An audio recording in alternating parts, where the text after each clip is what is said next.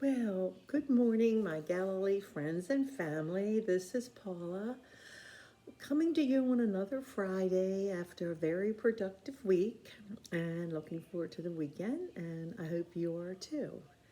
I've been thinking about what I was going to talk about, which sometimes isn't that easy because I've been doing this for it's coming up 2 years.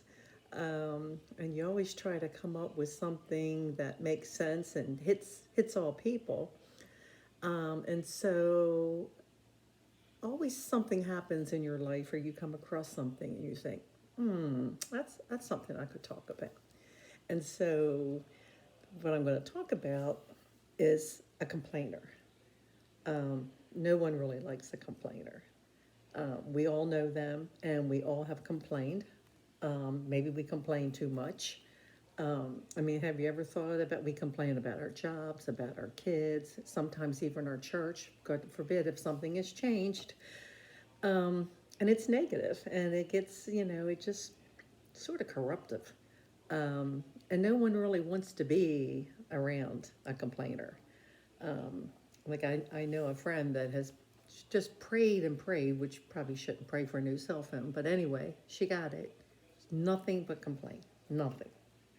And it's like, oh my goodness, you wanted this so bad. And I guess because we're human, it comes naturally. Um, so that's something I really try not to complain because I know no one really enjoys being around you. Um, if nothing is suitable and you're just nothing suits you or, that whatever.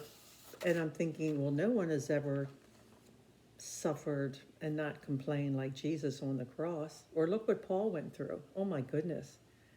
I don't remember reading anything about him complaining. So, in that, I decided, like, well, what does the Bible say about complaining? Well, Philippians 2:14 through 15. Do everything without grumbling or arguing, so that you may become blameless and pure, children of God, without fault in a warped and crooked generation. Then you will shine among them like stars in the sky. How can we not complain? The answer is easy. You just give thanks to all things. Um, that makes sense. Nehemiah 8:10. The joy of the Lord is our strength. That's true. Thessalonians 5:18. Give thanks in all circumstances, for this is God's will to him. And then Psalm 28:7. The Lord is my strength and my shield, and my heart trusts in him, and he helps me. My heart leaps for joy, and with my song I praise him. And he even helps us turn our complaining into rejoicing. So I think if we start to complain and we just stop and give thanks, that we even have something to complain about when you think about it, that'll help us. And once you stop complaining and really focus and think about it, you'll notice how many in the world just complain.